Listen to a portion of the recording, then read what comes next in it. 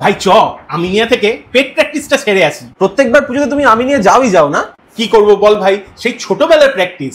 বাবার সাথে নিউ মার্কেটে পুজোর শপিং সারার পর আমিনিয়াই ছিল আমাদের খাওয়া দাওয়ার একমাত্র ডেস্টিনেশন। এরকম রগে মাটন রোগান জোশ এবং কাবাব দিয়ে প্লেট সাজিয়ে নিতাম আগে। আর ওনাদের মাটন বিরিয়ানিটা ছুলে তো এখনো আমার জাগে, মানে ভালোবাসা। এখন তো ওনাদের কলকাতা এবং ওয়েস্ট বেঙ্গল জুড়ে অনেক আউটলেট, আর অ্যাম্বিয়েন্স তো একদম ক্লাসি। কিন্তু ওনাদের খাবার দাবার টেবিলে আসলে গন্ধে আমার মুখে ফুটে ওঠে হাসি। Chicken tikka, chicken malai tikka, mutton biryani, mutton pasanda, chicken chaap, Lahori chicken, shahi firni, এগুলো আমার অল টাইম ফেভারিট। খাবারের কোয়ালিটি কোয়ান্টিটি নিয়ে কি বলার আছে? খারাপ হলে কি আর আমি প্রত্যেক বছর যেতাম এত যুগ ধরে?